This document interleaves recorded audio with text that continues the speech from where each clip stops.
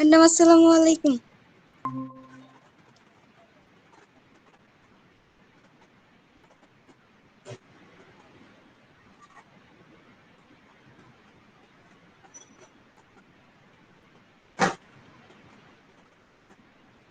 ওয়ালাইকুম আসসালাম বাবা। কেমন আছেন? এই তো আলহামদুলিল্লাহ ভালো আছি বাবা, ভালো আছো? জি তোমাদের মিস। অ্যাসাইনমেন্টের কি খবর? অ্যাসাইনমেন্ট কমপ্লিট হয়ে গেছে? মিস করে ফেলছি তো। হ্যাঁ, বায়োলজি করে ফেলছি। সব সাবজেক্ট হয়ে গেছে? জি মিস। হ্যাঁ, 7 তারিখে তো জমা দিতে, কয় তারিখে জমা দিতে হবে? 9 তারিখ? জি মিস, কিন্তু আমাদের কলেজ থেকে তো কিছু বলেনি। এগুলো কি আমরা কলেজে এসে দিব নাকি গুগল ক্লাসরুমে দিব? হ্যাঁ, কলেজে এসে তো দিতে হয়। হ্যাঁ মিস। তাহলে কি লকডাউন শেষ হলে আমরা এগুলো এসে ঢাকাতে দিয়ে যাব? লকডাউন শেষ না, লকডাউনের মধ্যেই তো জমা নিচ্ছে। ওই যে এসএসসি যাদের, তাদের তো লকডাউনের মধ্যে জমা দিতে হয়েছে। আমার মেয়ে এসএসসি দিবে, ও তো মিস আমি লকডাউনের মধ্যে। তাহলে মিস আমি কিভাবে ঢাকা আসবো লকডাউন যে? এখন কিভাবে পৌঁছাবা এটাই তো কথা। জি কিন্তু মিস। লকডাউনে তো দিতে হচ্ছে। যেমন ওরা তো 5 তারিখ ওদের লাস্ট, ওদের ডেট ছিল 5 তারিখে, ওরা তো স্কুলে গিয়ে জমা দিয়ে আসলো। এখন তোমাদেরও তো কলেজে জমা দিতে হবে, সরকার থেকে তো সেটাই বলা আছে। এবং লকডাউনের জন্য তো ওদের শিথিল করলো না। হ্যাঁ, এসএসসিটা তো 5 তারিখে জমা নিল সবই। আমার মেয়ে তো দেখলাম স্কুলে গিয়ে সব জমা দিয়ে আসলো।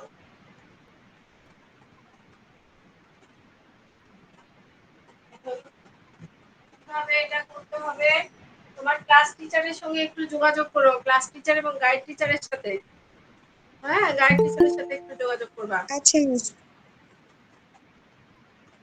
যাক, ইনুস জয়েন করেছে। ইনুস, ইনুস আদনানকে একটু ইয়া দাও, মেসেজ দাও জয়েন করার জন্য। আচ্ছা ম্যাম।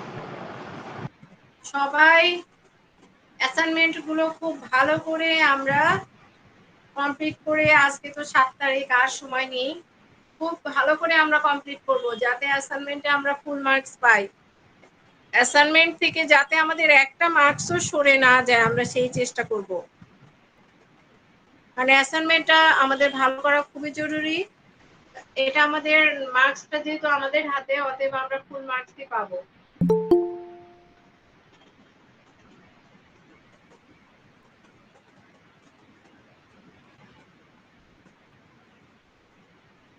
ফিজিক্সটা ভালো করে খেয়াল করব, ফিজিক্সের যেটা দিয়েছে। তারপরে ম্যাথ, যাদের ম্যাথ আছে আর যাদের বায়োলজি আছে তারা তো বায়োলজি করে ফেলেছো। এগুলো সবকিছু আমরা খুব ভালো করে খেয়াল করব। হ্যাঁ, যাতে আমরা ফুল মার্কসটা পাই এবং কভার পেজটাও সুন্দর করে আমরা ইয়ে করব, দেখব, যাতে কোনো সমস্যা না থাকে।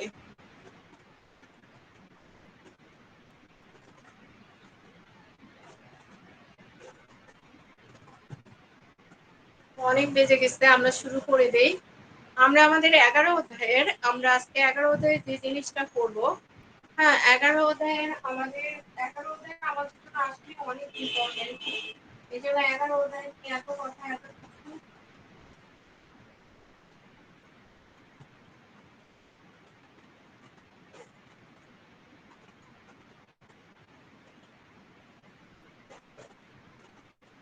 আজকে আমরা 11 অধ্যায়ের আমাদের যে লিঙ্গ নির্ধারণ যে নীতি আছে, এই লিঙ্গ নির্ধারণ নীতি এবং তার আগে আমাদের আরেকটা নীতি, পলিজেনিক ইনহেরিটেন্স।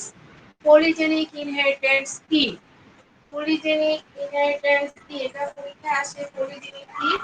হ্যাঁ, ভিন্ন ভিন্ন লোকাসে অবস্থিত নন অ্যালিলিক জিনের একটা গ্রুপ সমযোজীভাবে কোনো জীবের পরিমাণগত বৈশিষ্ট্য নিয়ন্ত্রণ করলে তাকে, সেই জিনের যে গ্রুপটা সেটাকে পলিজেনিক বলে। আর এই যে পলিজেনিক ইনহেরিটেন্স বা বহুজনীয় উত্তরাধিকার যে আমরা বললাম, এটার কারণে আমাদের কি কি হয়?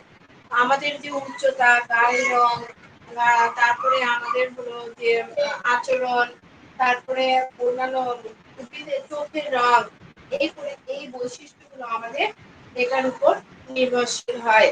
তো এগুলো আসলে এমসিকিউ কোশ্চেন আসে, আমরা এটা পড়ে নিব। আমরা এখন যেটাতে যাব সেটা হলো লিঙ্গ নির্ধারণ নীতি।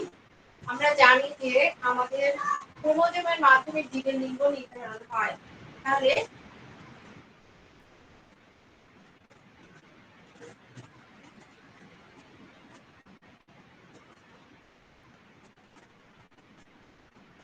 পরীক্ষায় আসে সেক্স ক্রোমোজোম কি?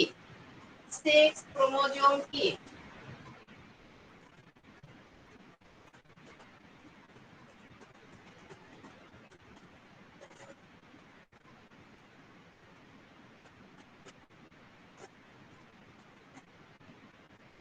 যে ক্রোমোজোমের মাধ্যমে জীবের লিঙ্গ নির্ধারণ হয় তাকে সেক্স ক্রোমোজোম বলে। তাহলে পরীক্ষায় যদি আসে সেক্স ক্রোমোজোম কি, আমরা লিখে দেব যে ক্রোমোজোমের মাধ্যমে জীবের লিঙ্গ নির্ধারণ হয় তাকে কি বলে? সেক্স ক্রোমোজোম বলে। এবং এই যে সেক্স ক্রোমোজোম আছে, সেক্স ক্রোমোজোমকে সাধারণত এক্স বা ওয়াই বা শূন্য দ্বারা কি করা হয়? চিহ্নিত করা হয়। তাহলে পরীক্ষায় যদি আসে সেক্স ক্রোমোজোম কি, আমরা খুব সুন্দর করে লিখে দিব যে ক্রোমোজোমের মাধ্যমে জীবের লিঙ্গ নির্ধারিত হয় তাকে সেক্স ক্রোমোজোম বলে এবং সেক্স ক্রোমোজোমকে এক্স বা ওয়াই বা শূন্য দ্বারা নির্ধারণ করা হয়ে থাকে। মানুষের প্রতি কোষে কত জোড়া ক্রোমোজোম রয়েছে কেউ বলতে পারবে? মানুষের প্রতি কোষে কত জোড়া ক্রোমোজোম রয়েছে কেউ বলতে পারবে? মানুষের প্রতি কোষে 23 জোড়া ক্রোমোজোম রয়েছে। কয় জোড়া? 23 জোড়া। যদি আমি বলি মানুষের সারা দেহে 23 জোড়া ক্রোমোজোম রয়েছে তাহলে কিন্তু ভুল হবে। কারণ আমাদের বলতে হবে মানুষের প্রতি কোষে 23 জোড়া ক্রোমোজোম রয়েছে। আমাদের যে 23 জোড়া ক্রোমোজোম রয়েছে এর মধ্যে 22 জোড়াকে বলা হয় অটোসম আর এক জোড়াকে বলা হয় সেক্স ক্রোমোজোম।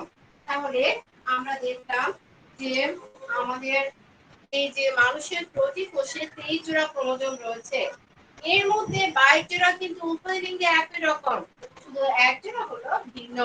আর এই 22 জোড়াকে বলা হয় অটোজোম। আর যে এক জোড়া নারী এবং পুরুষ সদস্যের ভিন্নতা তাদেরকে বলা হয় সেক্স ক্রোমোজোম। আর নারী সদস্যের যেসব গ্যামেট সৃষ্টি হয়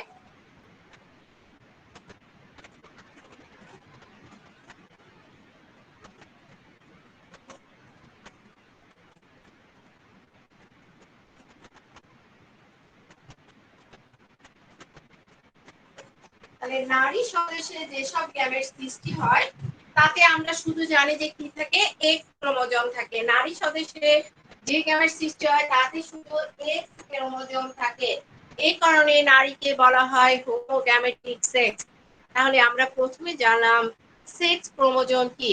যে ক্রোমোজোমের মাধ্যমে জীবের লিঙ্গ নির্ধারণ হয় তাকে সেক্স ক্রোমোজোম বলে এবং এই সেক্স ক্রোমোজোম এক্স ওয়াই বা শূন্য এই স্যাম্পলের চিহ্ন দ্বারা কি করা হয়? চিহ্নিত করা হয়। এবং মানুষের প্রতি কোষে 23 জোড়া ক্রোমোজোম রয়েছে। কয় জোড়া? 23 জোড়া। এর মধ্যে হলো 22 জোড়া অটোসম আর এক জোড়া হলো সেক্স ক্রোমোজোম। এই 22 জোড়া উভয় লিঙ্গে একই রকম, শুধু এক জোড়া আলাদা, সেটাই হলো সেক্স ক্রোমোজোম। আর নারী সদস্যে এই যে ক্রোমোজোম সেক্স ক্রোমোজোম সেটাকে কি বলা হয়? সেটাকে হোমোগ্যামেটিক বলা হয়, কারণ তাতে শুধু এক্স ক্রোমোজোম সৃষ্টি হয়। আর এই পুরুষ সদস্যের দু ধরনের গ্যামেট সৃষ্টি হয়, একটা হলো এক্স আর একটা ওয়াই। এজন্য পুরুষকে বলা হয় হেটেরোগ্যামেটিক সেক্স বা হেটেরোগ্যামেট। এখন দেখো আমরা প্রথমে যেটা জানবো যে আমরা দেখব এক্স এক্স এক্স ওয়াই। এই যে পদ্ধতিটা, এই পদ্ধতিতে যে লিঙ্গ নির্ধারণ হয় এখানে এটা এমসিকিউ প্রশ্ন আসে। হ্যাঁ, এই পদ্ধতিতে লিঙ্গ নির্ধারণ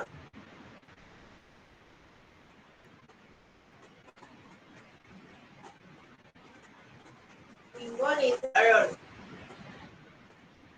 এই যে এক্স এক্স এক্স ওয়াই এই পদ্ধতিতে লিঙ্গ নির্ধারণ হয় কাদের? এমসিকিউ প্রশ্ন আসে। আমরা লিখে দেব মানুষ, তারপরে বিভিন্ন ধরনের স্তন্যপায়ী, বিভিন্ন ধরনের পতঙ্গ, এদের ক্ষেত্রে সাধারণত ড্রসোফিলা, এদের ক্ষেত্রে এই এক্স এবং এক্স ওয়াই পদ্ধতিতে কি হয়, লিঙ্গ নির্ধারণ হয়। তবে অনেক উদ্ভিদেরও হয়, যেমন তেলাকুচা, গাঁজা, ইলোডিয়া, এই সমস্ত উদ্ভিদেরও লিঙ্গ নির্ধারণ হয় এই পদ্ধতিতে। সেই পদ্ধতিটা কি, এক্স এক্স এবং এক্স ওয়াই। তাহলে আমরা দেখলাম এই এক্স এক্স এবং এক্স ওয়াই পদ্ধতিতে মানুষ, তারপরে হলো ড্রসোফিলা, তারপরে বিভিন্ন ধরনের পতঙ্গ এবং স্তন্যপায়ীদের লিঙ্গ নির্ধারণ হয়। উদ্ভিদের ক্ষেত্রে তেলাকুচা, গাঁজা, ইলোডিয়া, এদের লিঙ্গ নির্ধারণ হয়। আমরা একটু আগে দেখে আসলাম এই পদ্ধতিতে স্ত্রী হোমোগ্যামেটিক। স্ত্রী যখন হোমোগ্যামেটিক হবে, স্ত্রী যদি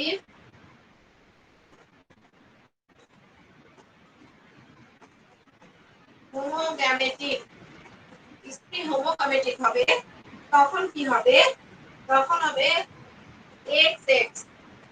আর যদি পুরুষ পুরুষ হেটারোগ্যামেটিক হয়, পুরুষ যদি হেটারোগ্যামেটিক হয়,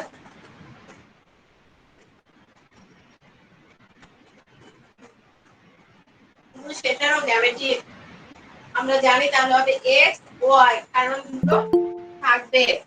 হ্যাঁ, স্ত্রী সাধারণত দেখা যায় এক ধরনের ডিম্বাণু বহন করে। স্ত্রী কয় ধরনের ডিম্বাণু বহন করে? এক ধরনের।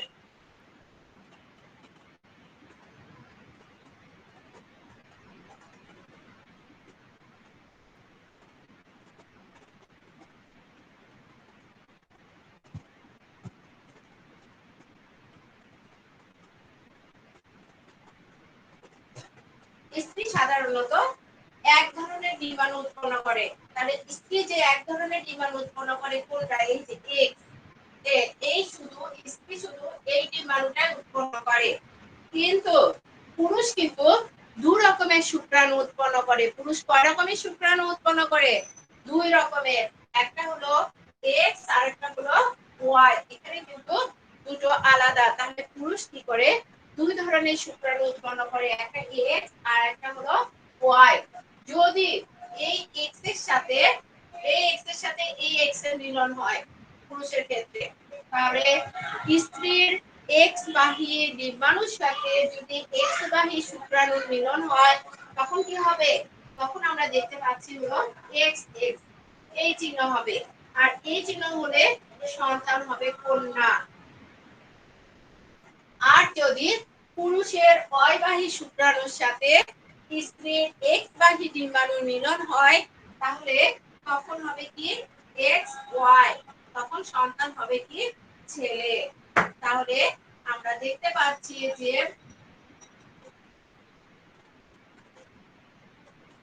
তাহলে আমরা এই যে এক্স এস এবং এক্স ওয়াই পদ্ধতিতে যে লিঙ্গ নির্ধারণ, এটা আমরা জানলাম।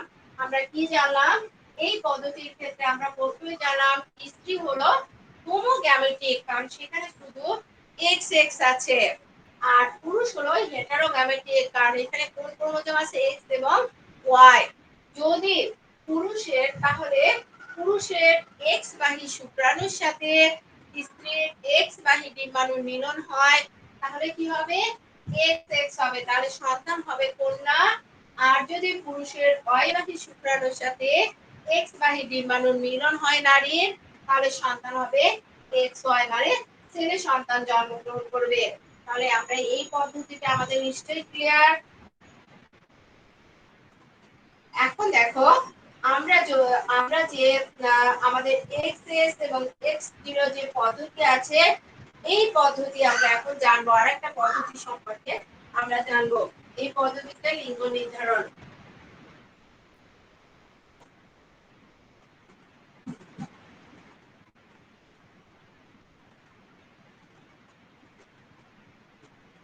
একটা হলো এক্স এক্স আর একটা হলো এক্স জিরো, শূন্য। এই পদ্ধতিতে লিঙ্গ নির্ধারণের ক্ষেত্রে এটা কোন কোন প্রাণীতে দেখা যায়, এটা হলো ফড়িং, তারপরে হলো আমরা যে ঘাস ফড়িং বলি, গ্রাস হোপার, এরপরে তেলা পোকা, ছাড় পোকা, এদের ক্ষেত্রে সাধারণত এই পদ্ধতিতে লিঙ্গ নির্ধারণ হয়। তাহলে আমরা এই পদ্ধতিটা কার কার ক্ষেত্রে দেখতে পাই? আমরা এই পদ্ধতিতে আমরা দেখতে পাই ফড়িং, স্টার পোকা, তারপরে ঘাস ফড়িং, চারা পোকা, এদের ক্ষেত্রে আমরা এই পদ্ধতিতে লিঙ্গ নির্ধারণ দেখতে পাই। তাহলে এখানে কি হবে? এখানে স্ত্রী হোমোগ্যামেটিক হবে। স্ত্রী যখন হোমোগ্যামেটিক হবে তখন কিন্তু স্ত্রী হোমোগ্যামেটিক।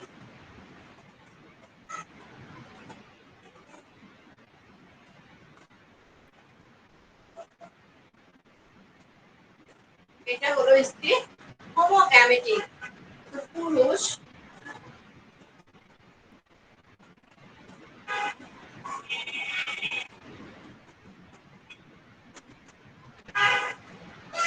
হেটারোগ্যামেটিক। পুরুষ হেটারোগ্যামেটিক হবে। এখানে হবে এক্স ও শূন্য, কারণ এখানে ওয়াই যে ক্রোমোজোম, এই ওয়াই ক্রোমোজোমটা এখানে অনুপস্থিত থাকবে। এখানে কিন্তু আমরা আগে দেখেছিলাম এখানে ছিল এক্স ওয়াই, এখানে ওয়াই ক্রোমোজোমটা কি থাকবে? অনুপস্থিত থাকবে। তাহলে এখানে দেখা যাচ্ছে যে স্ত্রীর যে ক্রোমোজোম সেখানে কি হবে? স্ত্রীর ক্রোমোজোমের ক্ষেত্রে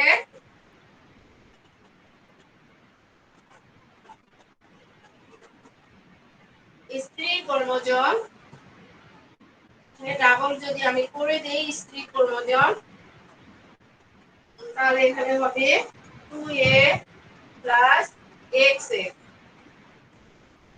আর পুরুষের ক্রোমোজোমের ক্ষেত্রে কি হবে? পুরুষের ক্রোমোজোমের ক্ষেত্রে এখানে হবে হলো 2a x0, কারণ এখানে y নাই। হ্যাঁ, কাজে সমস্ত ডিম্বাণু হবে স্ত্রীর ক্ষেত্রে আমরা এখানে দেখছি যে ডিম্বাণু হবে একই রকম, কিন্তু স্ত্রীর ক্ষেত্রে একই রকম হলে কি হবে? দেখো a প্লাস x, যদি আমি আলাদা আলাদা করি এটাও হবে a প্লাস x, তাহলে কি একই রকমই হয়ে গেল। তাহলে একটা লিখলাম স্ত্রীর ক্ষেত্রে ডিম্বাণু হবে এরকম, কিন্তু পুরুষে হবে এখানে কিন্তু দু ধরনের হবে। পুরুষে কয় ধরনের হবে? পুরুষে দু ধরনের গ্যামেট তৈরি হবে। কি কি হবে? a প্লাস x, এটা একটা গ্যামেট হবে। আর একটা গ্যামেট কি হবে? a plus o, 0। তাহলে এখানে নারীর ক্ষেত্রে আমরা একটা গ্যামেট পেলাম, আর পুরুষের ক্ষেত্রে আমরা কয়টা গ্যামেট পাবো? দুইটা গ্যামেট পাবো। পুরুষের ক্ষেত্রে আমরা কয়টা গ্যামেট পাবো? দুইটা। গ্যামেট গুলো কি কি? একটা a প্লাস x আর একটা a প্লাস 0। কারণ আমরা এখানে দেখেছি যে লিঙ্গ নির্ধারণ যে হয়, এখানে লিঙ্গ নির্ধারণে ওয়াইটা কি থাকবে? অনুপস্থিত থাকবে।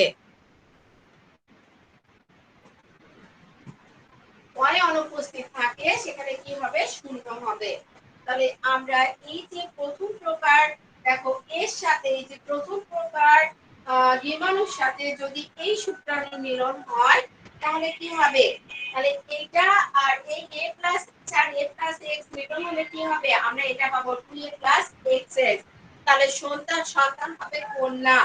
আর দ্বিতীয় প্রকার এই যে দেখো এইটার সাথে a প্লাস ও 0, এটার সাথে যদি a প্লাস x এর মিলন হয় তাহলে কি হবে?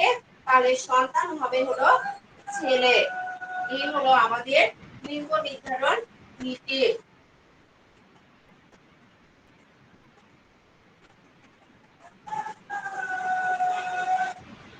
এখন সেক্স লিঙ্ক ডিসঅর্ডার খুবই ইম্পর্টেন্ট প্রশ্ন এবং এটা পরীক্ষায় আসে। এর আগেও বলেছি 2019 সালে এই কোশ্চেন গুলো বেশি পরিমাণে এসেছে, 3বার এসেছে। 18, 19, 17, 18, 19 3বারই এই প্রশ্নগুলো এসেছে। তাহলে এখন আমরা প্রথমে জানবো যে সেক্স লিঙ্ক ডিসঅর্ডার কি। সেক্স লিঙ্ক কি? হ্যাঁ, তাহলে সেক্স ক্রোমোজোম দিয়ে নিয়ন্ত্রিত যে বৈশিষ্ট্য সেই বৈশিষ্ট্যকে বলা হয় সেক্স লিঙ্ক বৈশিষ্ট্য। এবং সেক্স ক্রোমোজোমের মাধ্যমে সেক্স লিঙ্ক বৈশিষ্ট্য বংশ পরস্পর সঞ্চারিত হতে সেক্স লিঙ্ক ইনহেরিটেন্স করে। আর এই যে লাল সেক্স লিঙ্ক ইনহেরিটেন্সের কারণে এই যে লাল সবুজে বর্ণাঢ্যতা, তারপরে হিমোফিলিয়া, গ্লুসেমি মাসকুলার ডিস্ট্রফি, এই রোগগুলো সাধারণত হয়।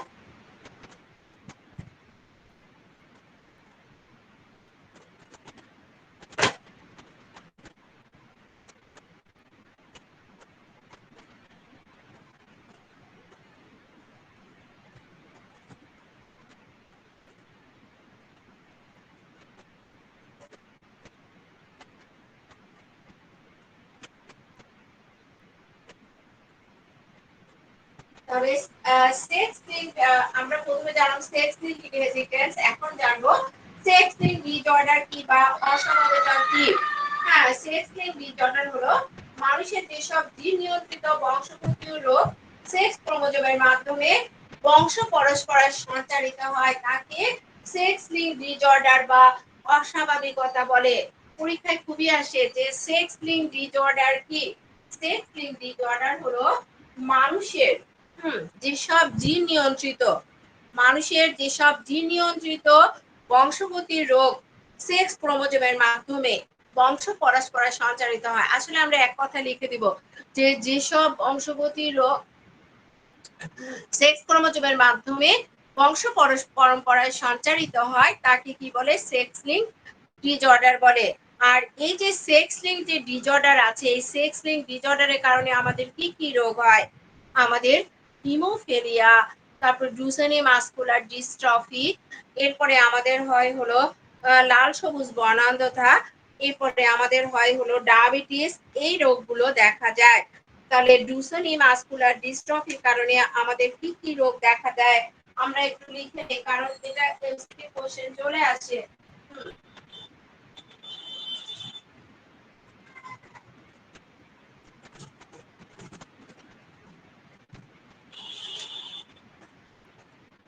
তাহলে আমাদের যে সেক্স লিঙ্কের ডিসঅর্ডার আছে বা সেক্স লিঙ্ক অস্বাভাবিকতার কারণে আমাদের যে রোগগুলো হয়, মানে বংশ পরস্পরের জিনের মাধ্যমে আমাদের যে রোগগুলো হয় সে রোগগুলো কি কি।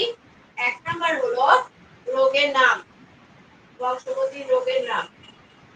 রোগের নাম আমি নামগুলো লিখে দিচ্ছি, তোমরা নামগুলো লিখে নাও।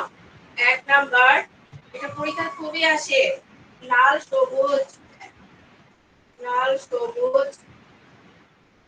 বর্ণান্ধতা।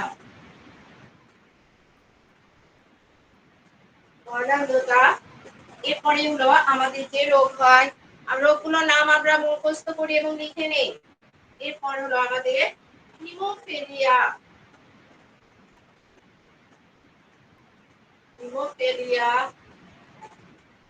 ডুচেনি muscular dystrophy, Duchenne muscular dystrophy, Duchenne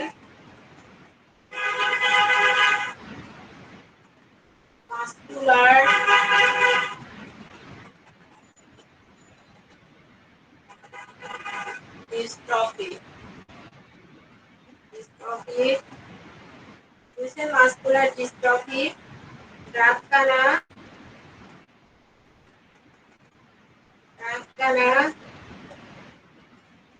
এরপর ফ্রাজাইল এক্স সিনড্রোম, ফ্রাজাইল, এটা আমাদের চলে আসে সেজন্য লিখে দিচ্ছি syndrome.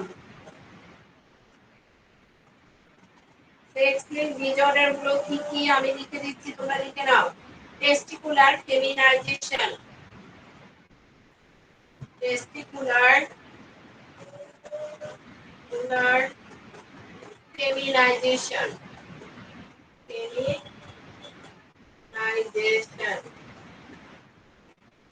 Testicular feminisation.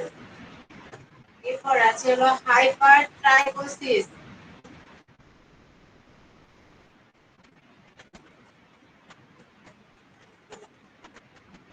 Hyper ট্রাইকোসিস,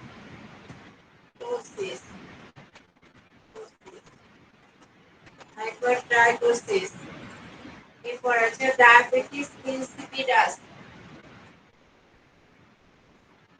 diabetes insipidus. Miss বোর্ডটা ক্লিয়ার না। তাহলে মাসকুলার, আমরা যে আমাদের যে ডিজিজগুলো আছে সেক্স লিঙ্ক ডিসঅর্ডার, হ্যাঁ আমাদের সেক্স লিঙ্ক ডিসঅর্ডার কি কি, আমরা এই 8টা রোগের নাম আমরা লিখে নেই। হ্যাঁ, আমাদের সেই 8টা রোগ কি কি, লাল সবুজ বর্ণান্ধতা, হিমোফিলিয়া, ডুচেন মাসকুলার ডিস্ট্রফি, রাতকানা, fragile X syndrome, testicular feminisation, hypertrichosis, diabetes insipidus. আমরা এই 8টা রোগ লিখে নেই, এগুলো পরীক্ষায় আসে। এগুলো সবই আমাদের এক্স যে আমাদের এক্স যে ক্রোমোজোম আছে এই এক্স জিন নিয়ন্ত্রিত এগুলো রোগ। এর মধ্যে আমাদের কয় জিন নিয়ন্ত্রিত একটা রোগ আছে, সেটা হলো আমাদের কানের লোম। হ্যাঁ, কয় জিন নিয়ন্ত্রিত একটা বৈশিষ্ট্য আমাদের যে হলো মানুষের অনিয়ন্ত্রিত জিনের একটা বৈশিষ্ট্য হলো কানের লোম।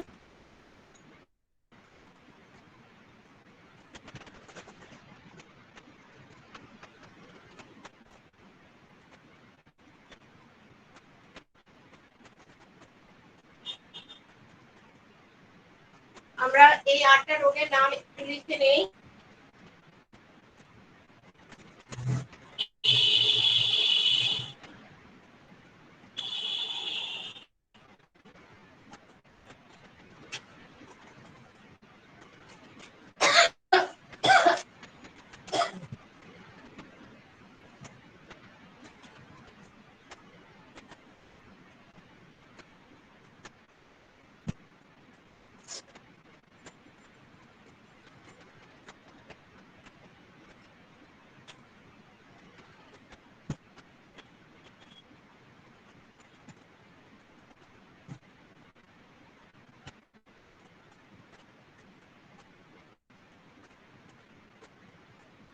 আচ্ছা, এখন আমরা এটা আমাদের কি হয়েছে, আমরা লিখে নিয়েছি।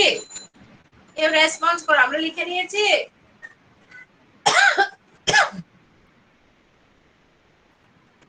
আমরা লিখে নিয়েছি কি? এরপর আমাদের আছে লাল সবুজ বর্ণান্ধতা। আমরা এটা সম্পর্কে জানবো। প্রথম যে রোগটা লাল সবুজ বর্ণান্ধতা, আমরা এই রোগটা সম্পর্কে জানবো।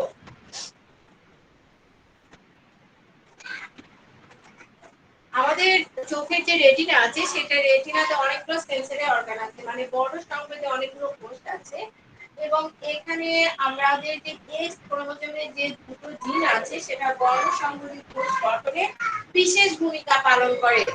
আর এই যে আমরা এক্স ক্রোমোজোম বললাম, এই যে জিন যে আছে এক্স ক্রোমোজোমের যে দুটো জিন আছে, এই জিনের যে প্রথম অ্যালিল, এটা বড় সংবেদী কোষ গঠন করে। আর এই ফলে প্রচুর জিন বিশিষ্ট মানুষ কতগুলো বিশেষ বর্ণের পার্থক্য বুঝতে পারে না, একে বর্ণান্ধতা বলে। আর লাল সবুজ বর্ণান্ধতা আমরা দেখে আসলাম যে একটা সেক্স ডিসঅর্ডার। হ্যাঁ, এখন এর আমরা জিনতাত্ত্বিক ব্যাখ্যা দেব কিভাবে। পুরুষের যখন এক্স ক্রোমোজোম বর্ণ নিয়ন্ত্রণকারী প্রচন্ড জিন থাকে, পুরুষ কি হয়, বর্ণান্ধ হয়। আর ওয়াই ক্রোমোজোমে তখন কি থাকে না, প্রকট অ্যালিল থাকে না। আর স্ত্রী ক্ষেত্রে যখন এক্স ক্রোমোজোমে প্রচুর জিন থাকে, তখন বর্ণান্ধ হয়। এবং এক্স ক্রোমোজোমে প্রচুর জিন থাকলেও স্ত্রী অনেক সময় বর্ণান্ধ হয় না, স্বাভাবিক দৃষ্টি সম্পন্ন হয়। কিন্তু বর্ণান্ধ জিনের সে কি হয়, যদি সে তার প্রচুর জিন আছে স্ত্রীর ক্ষেত্রে, কিন্তু তারপরে সে স্বাভাবিক হয়েছে, কিন্তু স্বাভাবিক আছে, সে কিন্তু এটার বাহক, সেই রোগটা বহন করে নিয়ে বেড়াচ্ছে। হ্যাঁ, তাহলে আমরা যখন এগুলোকে ইন্ডিকেট করা হবে, তখন একটা স্বাভাবিক জিন নেওয়া হয়েছে এবং বাহক বর্ণান্ধতার জিন এবং তার জিনোটাইপ। এখন দেখো আমরা জিনতাত্ত্বিক ব্যাখ্যা যখন যাব, যদি বর্ণান্ধ পুরুষের সাথে স্বাভাবিক মহিলার বিয়ে হয়, এখানে বলা আছে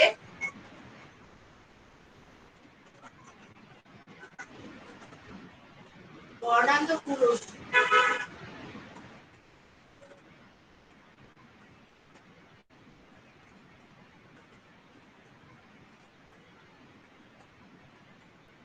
এর সাথে স্বাভাবিক মহিলার বিয়ে,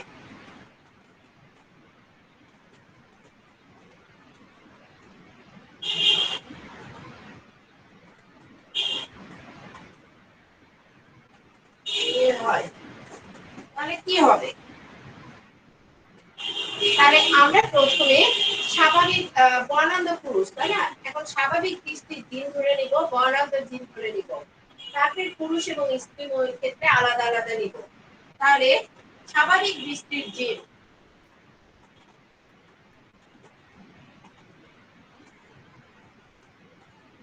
স্বাভাবিক দৃষ্টির জিন, আমরা যদি স্বাভাবিক দৃষ্টির নেই তাহলে এখানে দিব এক্স ক্যাপিটাল সি। হ্যাঁ, X capital C, capital C.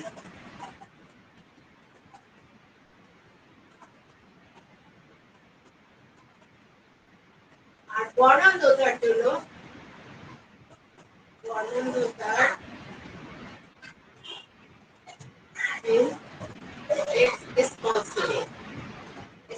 নিলাম। এখন দেখো বর্ণান্ধ পুরুষ, যদি আমরা পুরুষ বলি তাহলে বর্ণান্ধ যদি সে পুরুষ হয়, বর্ণান্ধ পুরুষ, পুরুষ এটার জিনোটাইপ কি হবে তাহলে? জিনোটাইপ, জিনোটাইপ হবে বর্ণান্ধ যেহেতু, তাহলে হলো আমরা বর্ণান্ধতার জন্য নিয়েছি এক্স স্মল সি, আর পুরুষ যেহেতু তাহলে ওয়াই হবে, তাই না? পুরুষের চিহ্ন তাই। আর স্বাভাবিক যে মহিলা, স্বাভাবিক মহিলা, মহিলা, মহিলা জিনোটাইপ কি হবে? মহিলা তো আমরা স্বাভাবিক হলো এক্স ক্যাপিটাল সি, আর মহিলার জন্য আমরা জানি যে এক্স। এই তাহলে দুটোর ক্ষেত্রে স্বাভাবিক মহিলা জিনোটাইপ দুটো যদি আমি এক্স সি দিই, তাহলে বর্ণাঢ্য পুরুষ এবং যদি মহিলার বিয়ে হয়, যদি বর্ণাঢ্য পুরুষের সাথে স্বাভাবিক মহিলার বিয়ে হয়, তাহলে কি হবে?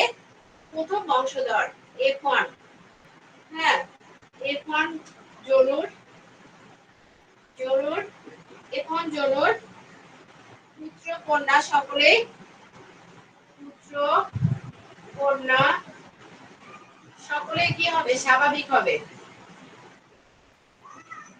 স্বাভাবিক হবে। প্রথমে সবাই স্বাভাবিক হবে, স্বাভাবিক হবে, স্বাভাবিক। কিন্তু স্বাভাবিক হলো কন্যারা হবে কি বর্ণান্ধ বাহক, কিন্তু কন্যা হবে, কন্যা হবে বর্ণান্ধ বাহক, বাহক মানে সে বহন করে নিয়ে যাবে। তাহলে আমরা প্রথমে আমরা প্রথমটাকে বের করে নেই, তারপরে দ্বিতীয়টা বের করে নিব। তাহলে আমরা প্রথমটা বের করতে গেলে আমাদের কি করতে হবে? ক্রস করতে হবে। আমরা জানি যে আমাদের কিটা মাত্রা নিতে হবে, জিনোটাইপ,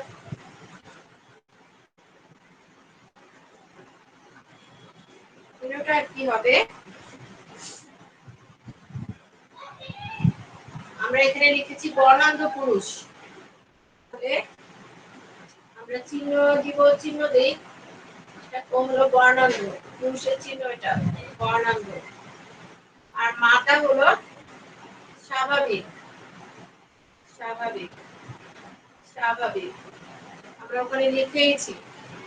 জিনোটাইপ আমরা বের করে নিয়েছি, জিনোটাইপ কি হবে? আমরা বর্ণান্ধ জিনোটাইপ এখানে দেখেছি, এই যে এক্স স্মল সি ওয়াই, আর এখানে X capital C, X capital C. এখন আমরা জানি গ্যামেট তৈরি হবে, গ্যামেট তৈরির সময় তারা আলাদা হয়ে যাবে, তাহলে এক্স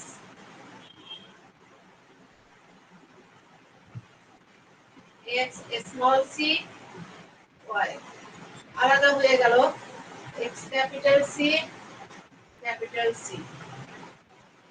এখন আমরা ক্রস করব, ক্রস করলে প্রথম বংশধর পাবো, তাহলে X small C, X capital C, X small C, X capital C, Y X capital C Y, X capital C Y. এটা হলো পুত্র, স্বাভাবিক, স্বাভাবিক, স্বাভাবিক। আর এখানে আমরা দেখতে পাচ্ছি যে এটা হলো কন্যা, কন্যা কিন্তু বাহক, বাহক, কন্যা বাহক। এখন যদি আমরা এই যে বর্ণান্ধ বাহক যে পেলাম, হ্যাঁ, এই সন্তানের জিনোটাইপধারী যদি এখন যেন সন্তানদের অনুরূপ জিনোটাইপধারী ভাই বোনের এদের কখনোই বিয়ে হবে না। হ্যাঁ, যদি স্বাভাবিক দৃষ্টি সম্পন্ন পুরুষের সাথে মহিলার বিয়ে হয়, তখন ওই মহিলার 4 সন্তানের মধ্যে দৃষ্টি সম্পন্ন, দুজন হবে স্বাভাবিক দৃষ্টি সম্পন্ন এবং একজন হবে স্বাভাবিক দৃষ্টি সম্পন্ন পুত্র। তাহলে এখন আমরা স্বাভাবিক পুরুষের সাথে, এখন দেখো বর্ণান্ধ পুরুষ, তাই না? এখন আমরা কি করব, স্বাভাবিক পুরুষের সাথে বর্ণান্ধ বাহক মহিলার বিয়ে দিব। তাহলে স্বাভাবিক পুরুষের সাথে যদি বর্ণান্ধ বাহক মহিলার বিয়ে হয়, এখানে দেখো, এখানে আমি লিখেছিলাম বর্ণান্ধ, এখানে পুরুষ হবে হলো স্বাভাবিক। অনেক সময় পরীক্ষার প্রশ্ন আসে পুরুষ স্বাভাবিক আর বর্ণান্ধ বাহক, বর্ণান্ধ বাহক মহিলার যদি বিয়ে হয় তখন কি হবে? হ্যাঁ, এগুলো সবই ঠিক থাকবে, তখন আমরা এখানে গিয়ে চেঞ্জ করব।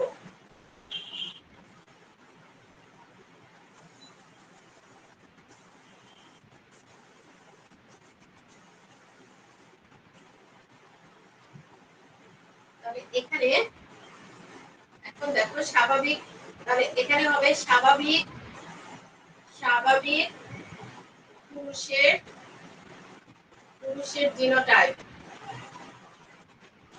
জিনোটাইপ কি হবে? আমরা এখানে দেখেছি স্বাভাবিক পুরুষের জিনোটাইপ হলো এক্স ক্যাপিটাল সি ওয়াই।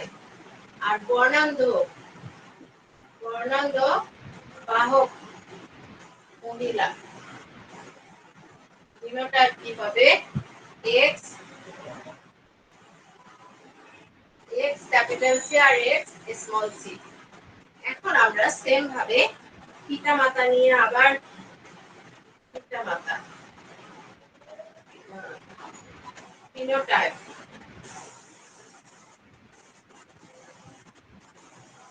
পিতার চিহ্ন দিব, পিতা হলো এখানে স্বাভাবিক, তাহলে স্বাভাবিক, মাতা কি? বর্ণান্ধ বাহক, বর্ণান্ধ বাহক। তাহলে জিনোটাইপ কি হবে?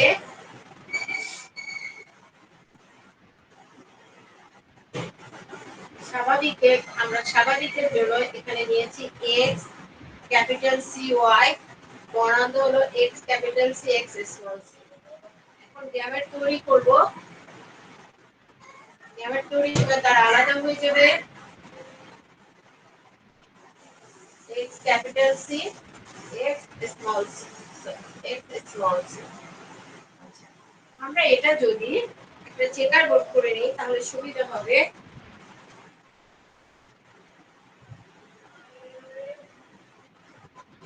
একটু জন্য, একটু জন্য আমরা চেকার বোর্ডে জানি তিনটা মাথা কেউ দিতে হয় চিহ্ন। এই গ্যামেটটা আগে নিই এক্স ক্যাপিটাল সি ওয়াই, ওই গ্যামেট দুটো আগে নিই X capital C X small C. তাহলে দেখো X capital C X capital C, এটা কন্যা স্বাভাবিক, এটা কিন্তু স্বাভাবিক হলো। এক্স ক্যাপিটাল সি ওয়াই সূত্র কেমন? এটাও স্বাভাবিক, তাহলে X capital C X small C, এটা কন্যা বাহক, বাহক এক্স স্মল সি ওয়াই সূত্র বাহক, বর্ণাঙ্গ, সরি পুত্ররা কখনো বাহক হয় না, সে হলো বর্ণাঙ্গ। তাহলে আমরা দেখলাম একজন কন্যা স্বাভাবিক এবং একজন পুত্র স্বাভাবিক, একজন কন্যা বাহক আর হলো বর্ণান্ধ, এখানে কি দেখলাম আমরা? বর্ণান্ধ পুত্র। এই হলো আমাদের লাল সবুজ যারা বর্ণান্ধ তাদের যদি বিয়ে হয় তাহলে আমাদের, আমরা এই আকারে পাবো। কারণ প্রথমে আমরা কি করলাম, বর্ণান্ধ পুরুষের সাথে স্বাভাবিক মহিলা বিয়ে হলো, বিয়ের পরে আমরা দেখলাম তার হলো সন্তানরা স্বাভাবিক হলো কিন্তু কন্যারা হলো হলো বর্ণান্ধ বাহক। হ্যাঁ, আর আমরা এরপরে স্বাভাবিক পুরুষের সাথে বর্ণান্ধ বাহক মহিলার যদি বিয়ে হয় তখন কি হবে? তখন আমরা একটা কন্যা একটা পাবো স্বাভাবিক, কন্যা হলো একজন, একজন কি স্বাভাবিক, স্বাভাবিক পুত্র, একজন স্বাভাবিক কন্যা একজন বাহক বাহক আর পুত্র হলো একজন বর্ণাঢ্য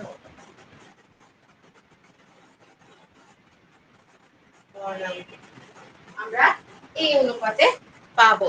তাহলে আমরা পুত্র কন্যা সন্তান এইভাবে পেলাম লাল সবুজ বর্ণালতা। এরপরে যে রোগটা আমাদের আছে সেটা হলো হিমোফিলিয়া।